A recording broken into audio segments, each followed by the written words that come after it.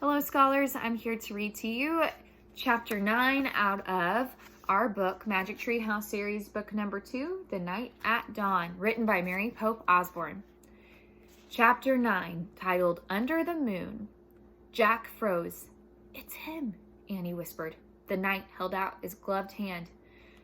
"Come on, Jack," Annie said. "Where are you going?" said Jack. "He wants to help us," said Annie. "How do you know?" "I can just tell," said Annie. Annie stepped toward the horse. The knight dismounted.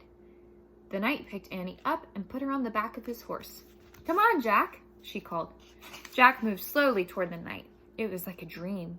The knight picked him up too. He placed Jack on the horse behind Annie. The knight got on behind them. He slapped the reins. The black horse cantered behind and beside the moonlit water of the moat.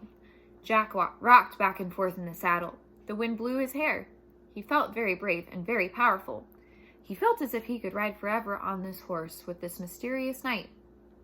Over the ocean, over the world, over the moon. A hawk shrieked in the distance. "There's the tree house," said Annie. She pointed toward a grove of trees. The knight steered the horse toward the trees. "See, there it is," Annie said, pointing to the ladder.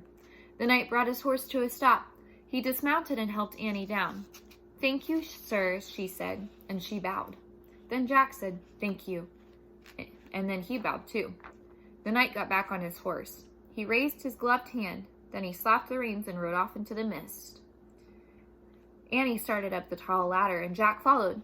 They climbed into the dark treehouse and looked out the window. The knight was riding toward the outer wall. They saw him go through the outer gate. Clouds started to cover the moon again. For a brief moment, Jack thought he saw the knight's armor gleaming on the top of the hill beyond the castle. There's a picture to show the knight dropping off Jack and Annie.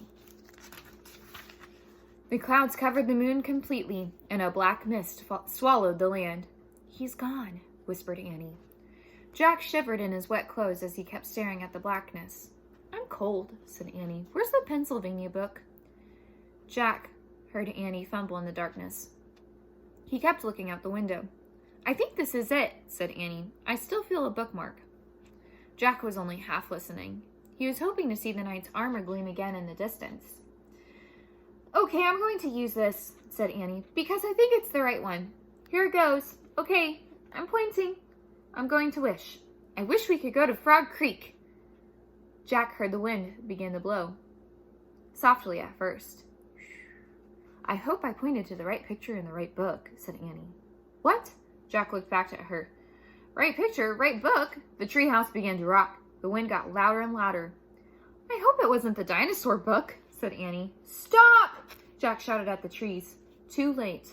The treehouse started to spin. It was spinning and spinning. The wind was screaming. Then suddenly there was silence. Absolute silence. And that is the end of Chapter 9. We'll have to pick up with Chapter 10 later.